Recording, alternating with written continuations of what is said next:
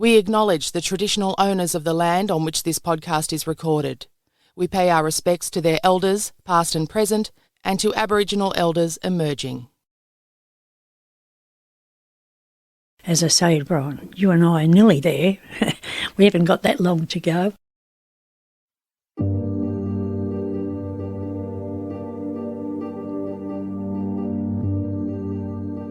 This is a very special episode of Australian True Crime.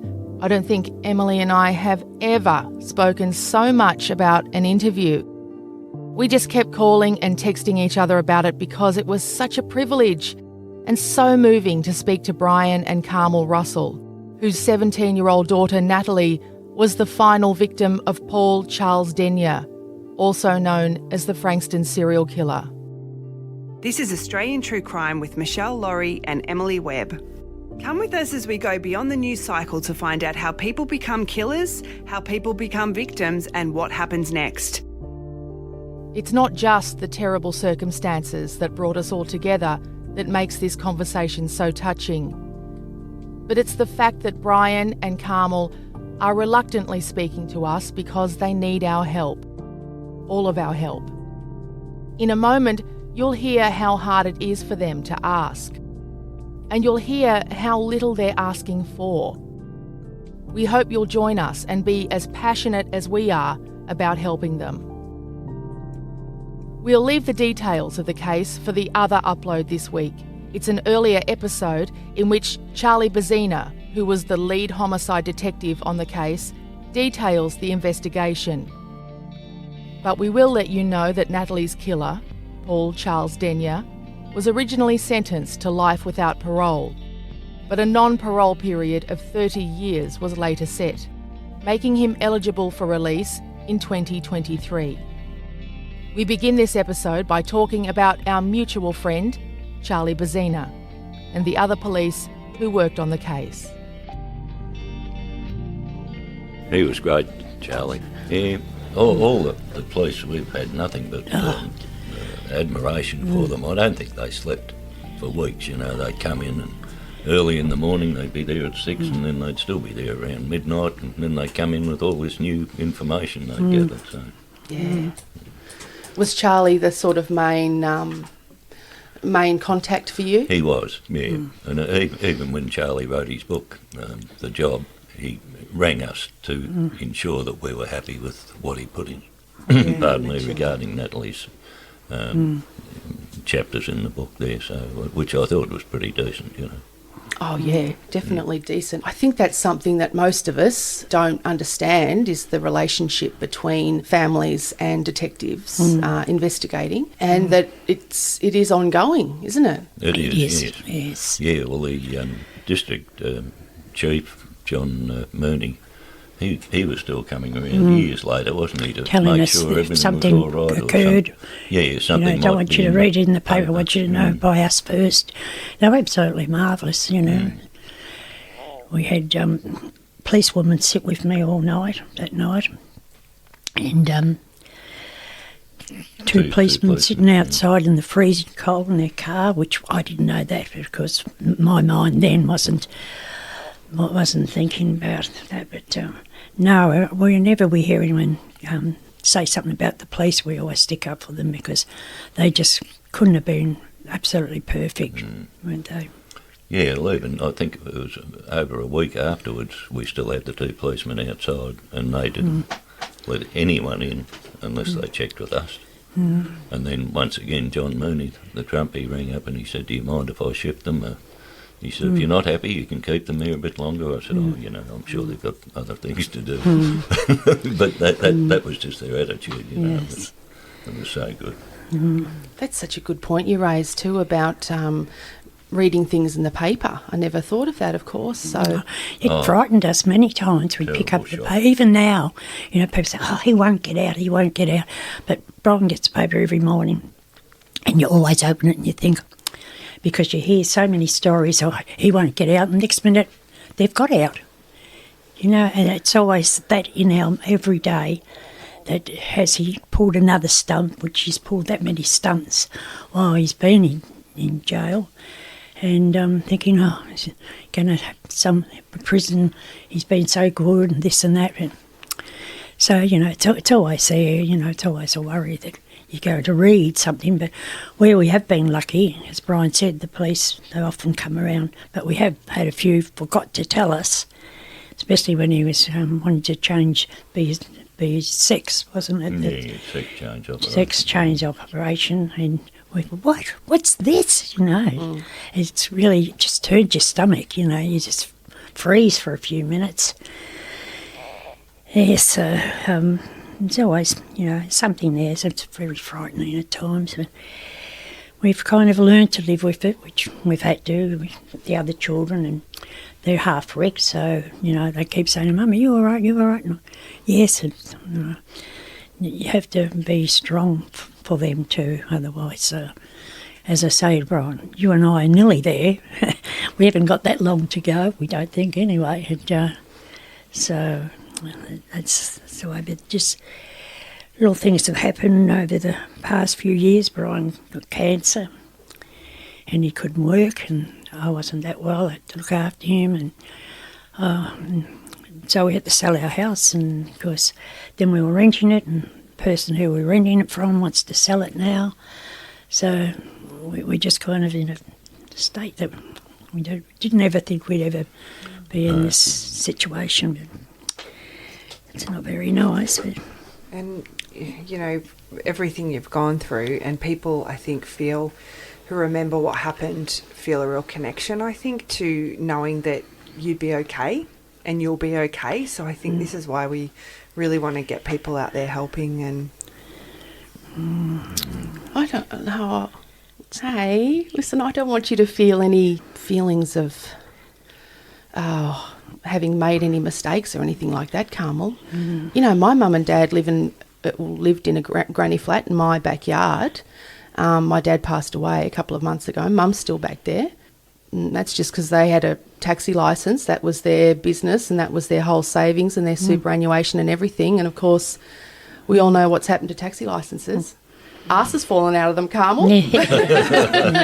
So, I mean, it happens. That's life, It was always, my mother always said, you must own a roof over your head. Otherwise, when you get older, and you'll be thrown out on the streets. So I always told my kids, you've got to get a house. So hard, though.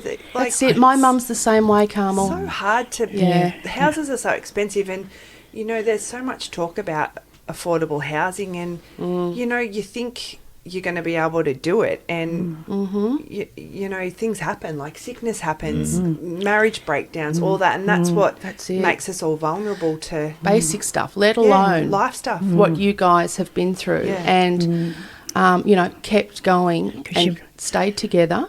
Yes, well, that's what we have learnt on one another. We have been lucky in that. I know a lot of marriages break up, but I think us having the other children too and seeing how unhappy they were, as I said, Brian, we've just got to be strong for them too. You don't think this will happen to you as you get in life, things happen and we can't undo them. The same to her with Natalie, As I say, it's not a day go by that we don't think of her, because she always was just a special child. And with Natalie, she just loved the family, and we know whenever there are any do's and that on, she's always there. You just feel her around you, she's shuffling around at you. Yeah, most of her friends, they all loved her, She had a special gift that used to go into the bedroom and they'd be crying and come out all happy. Natalie would just say to me, oh, parents' problems, Mum, but they're all right now.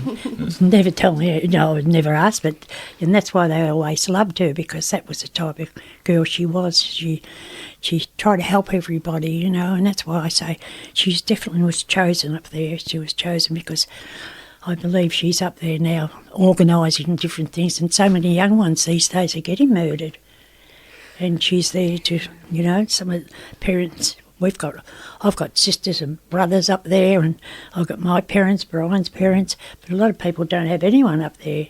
So I've said to a few people, don't worry, because if you've got but you got cousins and somebody's up there waiting for you to greet you. But I said, we've got Natalie, we've got all the rest of them. That's one thing we're looking forward to.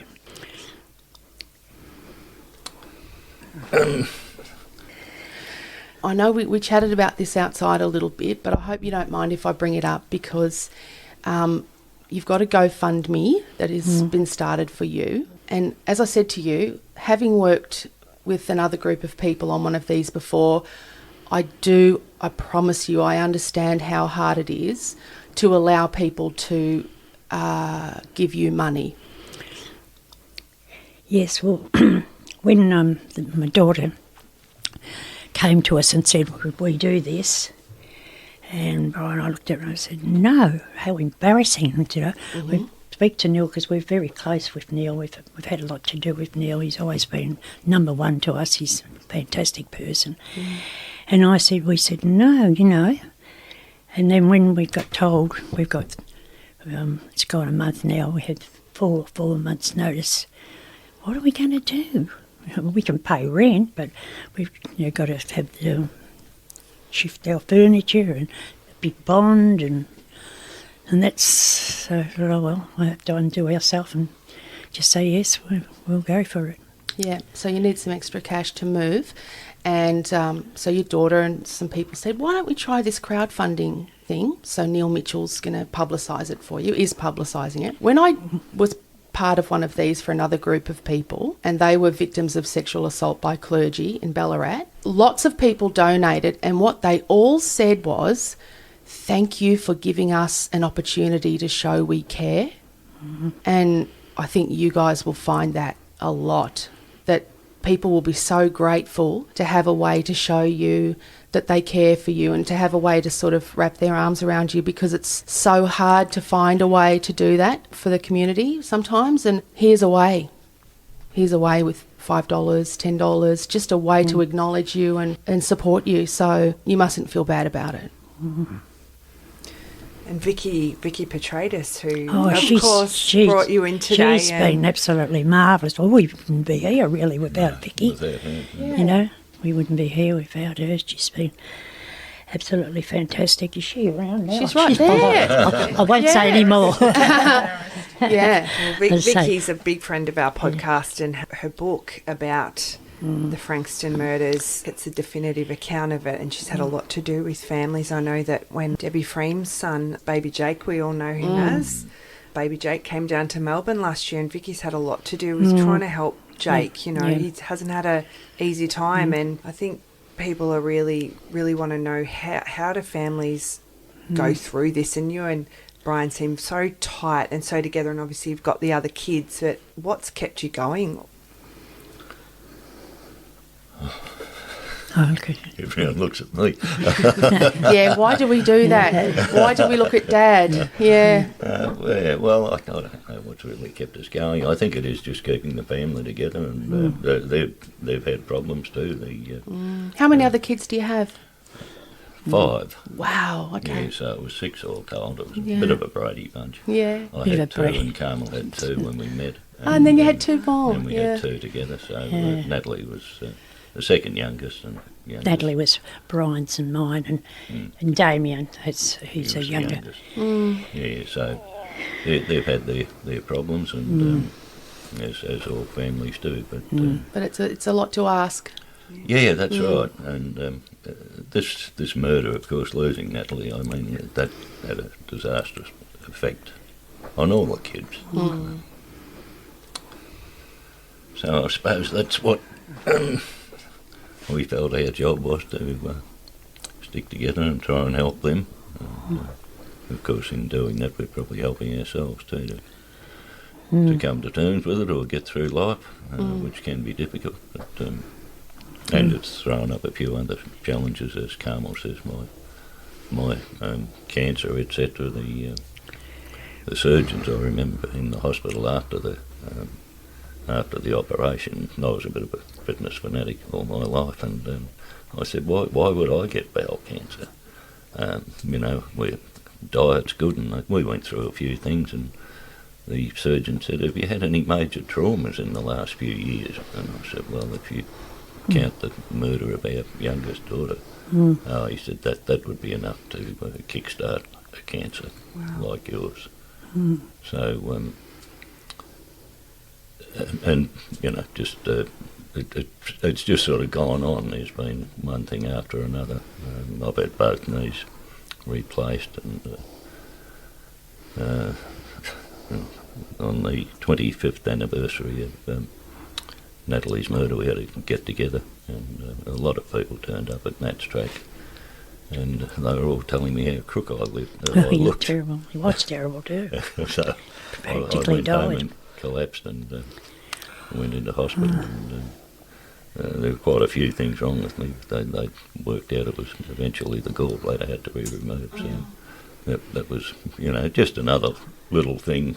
When I say a little thing, it's after it's finished, it's a little thing, but at the time it wasn't a little thing. So. No. Feels like an arrow through the heart, doesn't it, every one of them? Yeah. You get that, and then Carmel went in to have a small growth removed from her ankle, and of course, being very thorough as they are in the Frankston Hospital, they found out she had a crook heart and fluid on the lungs, and her liver wasn't 100%. So I was about to have a stroke, they told me. Carmel. yeah, so we've been sort of working through all those Yeah, things it as was well. a silly little tiny little thing on my leg. And in the end I thought, I'll ask the doctor. He said, wish you had have told me when it was small. I'll have to send you off to a specialist. I go to the specialist, they put me in hospital to get it out, and then they do all this. So I said, I have very small pulse. I said, sometimes the doctor can't find it. And I say to him, I'm here. And he said, and I said, so I told the anaesthetist that, don't worry. So when I come out, he says, your heart's very slow. So I said, no, I said my pulse. He said, I'm telling you, your heart. He said, you had blood clots there and you were just on the verge of a stroke. So next minute, did you do all these things all over me? And I said, well, silly little leg, you probably helped me save my life, but then sometimes I wonder, do I want to be saved?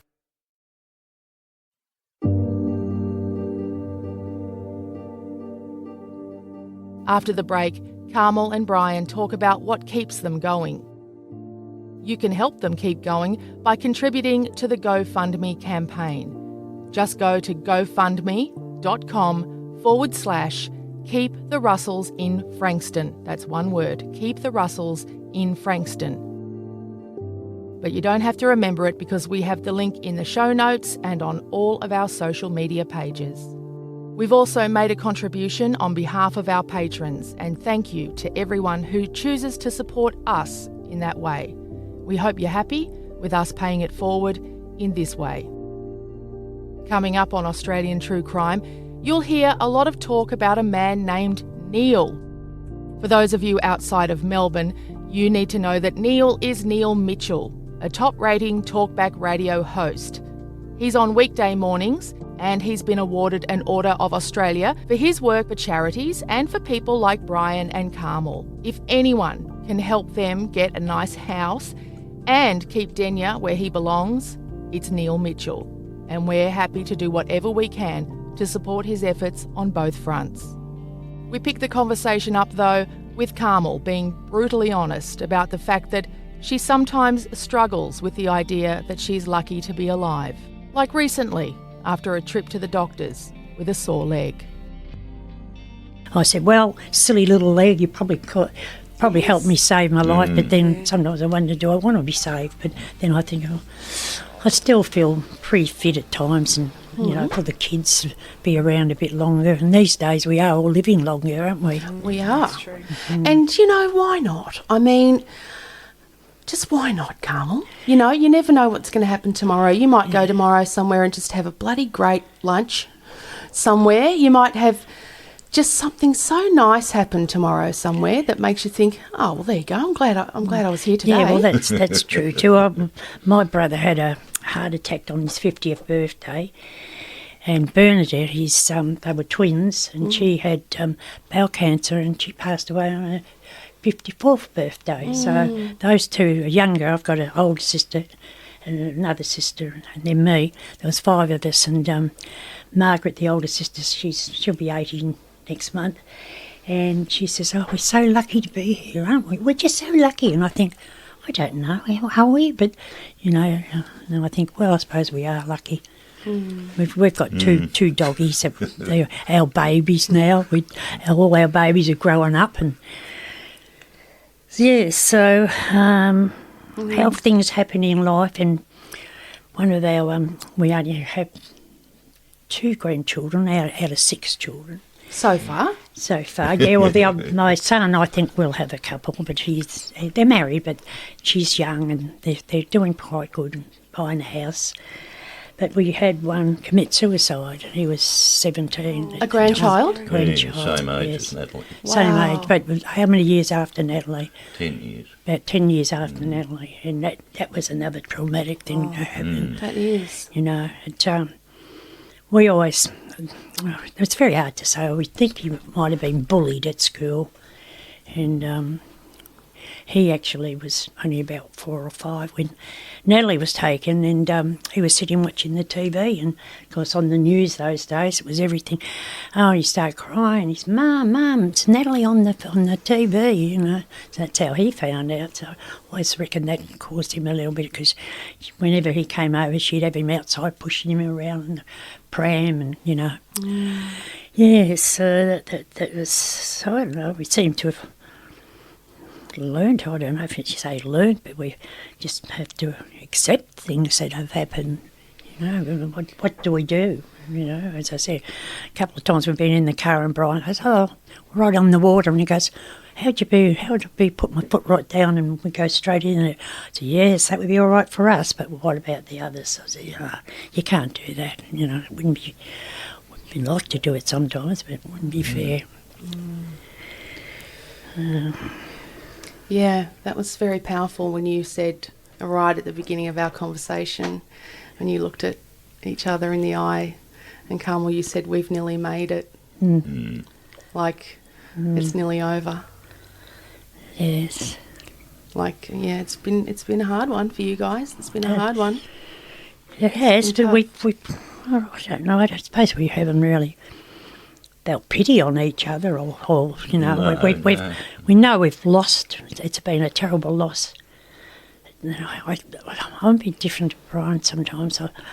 I think, well, I don't know why we were selected, but she was selected, Natalie. She was something special, and I think it was just amazing that now she's up there helping all these other people. And of course I'm a bit on the spiritual side, which a lady said to me, she's very good, she said to me, Natalie couldn't accept it when she first went up there because she'd met a boy, she'd been going for a little while. She told everyone he is her boyfriend, like the others were just nothing, but she was really keen on this fella. And she said that was her boyfriend. Pardon, and I go a bit off the track sometimes. That's okay. It's your track. We're following you. That's it. And yeah, so she, as I say, she was a little bit special. And when she was with her boyfriend the last Friday, and then the next Friday when she was taken, well, that Friday she was sitting at his place, and he said she just burst out crying. Well, Natalie only cried when the girls went to Sydney to live, or we had to have her dog put down, or just something really, and she cried, and I said to David, I said, "Why?" He said, "I asked her." He said, "She didn't know." And I said to one of her friends, she said, "Yeah, she told me." I always think she felt she wasn't going to be there anymore. I always think that she had some feeling that was going to be her last, because she was one of these who didn't cry for nothing, And as I say, this spiritual lady said a couple of times that she couldn't accept it when she went first up there. She wasn't very happy at all, because she missed David, she missed her family, but said now she's settled. And the next time I went, she said, Brian wasn't very well. Well, I'm not laughing at that, but it was just his look, feeling really sorry and I came home and she said, now Natalie said she doesn't want her father father up here at the moment, she's got enough to do now. So I come home and I go, don't you even think you're going up there yet? So forget about it, I said, because Natalie's got too much to do up there now. So yeah, we had laughs, and I always, and I think talking about her has always helped too, you know. Where I was telling Vicky, one of Brian's friends, a policeman, and he said, how the heck can you get over this? He said, I've just lost my son, he's 30, and he just died in his sleep. And Brian said, oh, you know, it does get hard and blah, blah, blah. And I said, Brian, just go easy. And Brian, I said to the fella, it does take time, but I said, talk about it, you know, and say to the other kids, you know, like second marriage with him, and his wife wasn't very happy. He said, not coping too well. I said, it will ease down on you, but I said, talk, say to the kids, I remember Uncle such and such did this, and I said, you know, talk about him. And I said, then the other thing is, we were lucky. I said, we're not lucky, but I said, you were lucky you had him till he's 30. You saw him as a man. I said, we were lucky that we had Natalie for 17. At least we've seen her go into a woman. Yeah. So you look at it always, and as I say, talk about it. And when you see the appeal for the Children's Hospital, I mean, some of those people have got kids in hospital. We never have to go through all that with us. It was more traumatic, but, you know, I mean, it's a bit stupid saying you're trying to think of positives or the bright side, but you've got to do something like that. Otherwise, you just go totally mad, I think. And so, as Carmel says, we had her for 18 years, or nearly 18 years. 18 great years, you know. Yeah, you're very present when you talk about her. It's like it was very recent. It doesn't feel like it was a long time ago when you speak about her. It wasn't just yesterday. Yeah.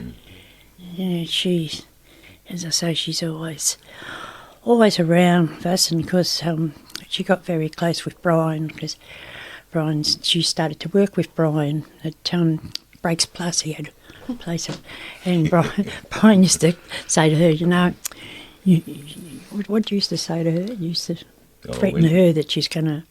Oh, yeah, I used to threaten her. I'd say, you better hit those books and get that HSC, otherwise this might become your full-time job as a mechanic. Yeah. And she said, that wouldn't be too bad. No. See, she loved it because all the fellas coming in, hello, Natalie, you know. She was just at that age, you know, the boys, and got her learner's permanent, and to Brian said he'd come home shaking like this from all the way home on the freeway. She'd be driving, and he never lets me forget. She said, Mum, can I drive home? And it was from... Hastings, was it? No, from where you worked. Oh, Moorabbin. Moorabbin to Frankston. Oh, God. And it was pouring with rain, the wind. I said, no, you can't drive in that lane, not 'cause it's too windy. Well, he carried on to me. You would let her drive. It was so windy. I know. I said, because I've got twins. I've got to do like 300 hours or something with her. I scraped the side of my mum's car. The first time my dad took me out, we were in a car park. And I panicked and I scraped the side of her car on like a pole. Oh, gosh. And he just came home and went, yeah, what do you do? I suppose you've got to, haven't you? Yeah. Got to be prepared for all that. Yeah. That's right. Well, the next one, Damien, he never asked. He'd just go, pick up the keys. You come in? He'd just be, and I was, So I thought, I better do this because Brian was mainly at work and I was there to chauffeur him around. So, but there seems to be a more relaxed relationship when the parents are a bit older. Don't you think? That's what Damien had said. Because I always felt... I had Lisa when I was only 20, and when I had Damien, I was 36 or so. Do you think you were stricter with Lisa when you were younger? Well, I said to him once, you know, sometimes, Damien, I feel a bit... because, you know, we're a lot older than that. Oh, well, he said, I think I rather like it because he said, you're more mature. And, you know, because other kids would say, Mum, can we? And they'd say, no. And I'd say, oh, all right, because I've been through it all. But he used to say, yes, I like it. So it doesn't surprise me that Natalie liked working with you. You were probably relaxed and... Yeah, you know, like that's mates. Right. It was really. Yeah. Yeah, I used to quite look forward Saturday to it. mornings. And she didn't. She did. Yeah. I mean, it wasn't She real loved hard it. work. Yeah. She used to have a driving lesson. That was the first thing when we got there at 8 o'clock. That was still 9 o'clock. Then it was time for the boys to have their morning tea. So, do you want me to go down to the shop and get it then? Oh, great. She'd disappear for a while. Down to the then. shops. and then come back. And Come then back and then... it's nearly time to go home. Carmel great. says there are different apprentices and young blokes around the place and wander in. Oh, Natalie. Sounds like a top job. Yeah. So she thought, oh, that would be all right. And then on the way home, there was always, I've just seen a pair of jeans I'd like to have, Dad. Can we pop in and get those? And can you advance me a few dollars? Yeah. Spent next week's pay by the time she gets home. It was an enjoyable Saturday morning. Yeah. Yeah, and that's the thing, isn't it? You know, just such a normal, you know, daggy family, and then before you know it, you're thrust into this terrible club, and you're talking to Neil Mitchell, and you've got police in your life, and you've got people writing books about your family, and you know. And although I think one of the not main things, but one of the things was when after Natalie, I don't know how long it was, and the police came to the door, and I thought, oh, Damien wasn't home. Oh, no, what's happened now? He said, no, can I come in? I go, yes. So he said, the children at the school would like to know, they want to have, they feel unsafe up the track. So he said, would we were thinking that we'd make the track out of Natalie's name. What do you think of that? And I said, oh, I'd agree with that. And he said, what would you like to call it? And I said, well, Brian, as he said, he's always a runner, and Brian used to often say, I was running up Nat's track, and I said, what about we call it Nat's track, because Brian would come home and say he was running, and he said, we'd get back to the kids, and everyone said, yeah, that would be lovely, you know. So it's in the Melways books too. It's called... Is it? Nat's Track. Nat's Track. Yep. Yes. Wow. Yeah, so it's been amazing, really, and like even her funeral, there was over 1,000 people there, and we had police saluting to her in her whole garden. I was saying to Natalie, because I wanted her buried with my parents, and I didn't want Frankston because half my people are buried in the Cheltenham Cemetery. So I said, well, and we even had her Police escort, motorcycle escort. So, out to the cemetery. I'd say, Natalie, you're getting more than what the King and Queen get. I don't know what the driver must have thought, because you're in such a state that, but I was just so happy that everything, and I said, all these people, because it was only the week before was my birthday, and I got quite a lot of flowers. And Natalie said to me, what do you want this place to look like, Mum? You want to look like a nursery. And honestly, the next week, the whole room and the school was full of flowers. I've still got books and books of thousands of people who we didn't know have written little stories. And I'm thinking, I just can't believe it. I said to Brian, you and I, I'm nothing. Brian's quite clever, but come on. But I just think... I must have been married to you. Well, That's right. There you go. Sweet. See, I've learned over the Yeah, years. you're very good. You are very clever. Yes. Like they say, yes, dear, no, dear. That's it. Well, speaking of books, I mean, as we just said, Vicky Petratus is here. You had a book, written about the case in which you are a big part of the book. What made you agree to, speak to an author when someone came to you and said, I'm writing a book? Can I talk to you? What made you say yes to that? Well, I think it was it turned out that she's a lovely person, but you didn't know that. No, but I think it was Bernadette who helped an awful lot there, because I didn't know much about all this, and we were still uptight and not. And Bernadette said, there's a Vicky, and I don't know how she got to know you, but she was speaking to you, and she said she wants to write a book. And I thought, well, that would be nice to let people hear the story about her life, Okay. And so Brian and I were all for it. And that book, the Frankston, there was people had their names down at the library for nearly 12 months, some of them. that book sold like anything, and there were still people waiting, and still, I don't know how many of you ever got to know how many were sold, but... So you've just got a natural trusting instinct. Did it never occurred to you that you wouldn't like it, or that it would be... No, well, she spent a lot of time with us. She'd come over and we'd spend talking, and we'd just... Vicky would spend hours with us, you know, But talking. even when we were approached, it was more to get our side of the story too. Okay. Because we had a lot of people said to us, you know, the copper should have been onto this bloke. Okay. If they'd done their job, Yeah. your daughter would still be alive. And we wanted to say, A bit nasty. they did their job. And Interesting. We could Okay. not argue about that. And various things like that. We Yes. just wanted to get our side of the story across. That, you know, we loved Natalie. She was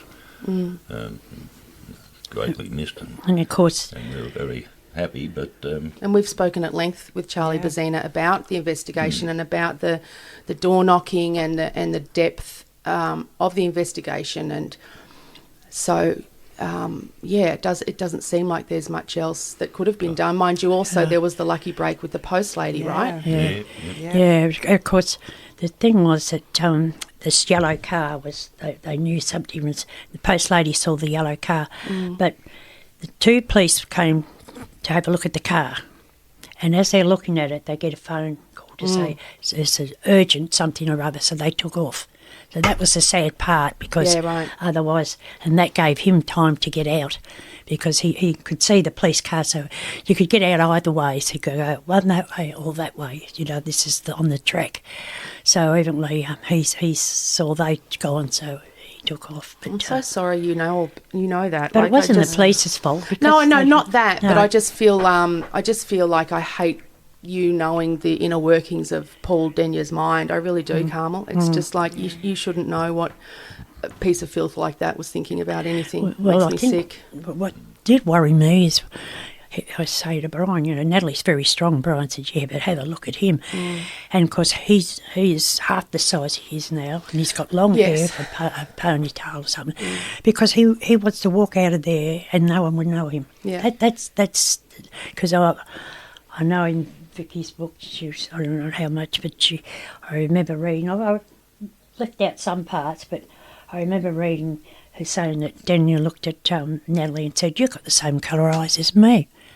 And then he was starting to put makeup and things, and I thought, you want to walk out, but so many of our friends, people, Damien's mates, we'll be waiting for him. So, which naturally we don't want to see. we that don't happen. want that. No, we don't. I think people, like so many Victorians, feel so strongly about, and who can remember at the time about, you know, Denya ever getting the possibility of parole. And I think that certainly the Premier might have something to say about that, you'd hope. I anticipate they'll write legislation next year to ensure that he stays in prison. Well, Yeah, I Neil think so. checked, didn't he? I would That's think so. one reason that sort Neil will of be kept us onto it. going. Yes, Didn't yeah. he? What did Neil say? He went through all... Oh, yeah, he spoke to David Galbelly, and he said it'd be most unlikely that any parole board would be game to let him out in the current. I would think any Premier who wanted re-election would Yes, do everything he could do to make sure that didn't happen as See, well. he only got 30 years for three girls. Yeah. It's a bit of an insult, really. Well, I mean, these days it's actually quite good. To be honest, you know what I mean? Boris Ristevsky got 6 years for killing his missus. No, I mean, it's terrible. Isn't yeah. Hey, what do you want to do in your new house? Is there anything in particular? Let's think about something. Is there anything nice that you would like in your new house? that Is there a you dream need? thing? We love a garden. Yeah. yeah. We love our garden. Brian loves his Okay. veggie. He's got a big veggie You like patch. veggie patches? Yep. Oh, he loves Do you it. like raised veggie beds so you don't have to bend down or anything? Yes, that's become very Yes. must have short. Oi, I've got 3 of them. I have 3 of them that my dad had in my front garden, and they've just gone to seed because no one else in my house knows what to do with them.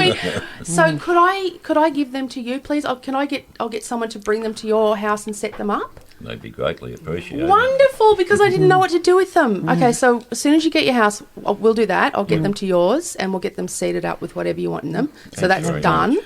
No dramas, man. We've got a lovely rose garden. We like all our flowers. I'm one for the little flowers, and Brian loves his veggie sorted. patch. And you'd very much like to stay in the area, in the peninsula, Frankston Yes. area. Near so- the hospital, the way things are Yes. going. Yes. But we've got handy. 2 dogs, so Yep. the other part is, we really need fences that the doctor can't get No out. worries. Yep. And garage. I've got a fantastic handyman as well called Maz.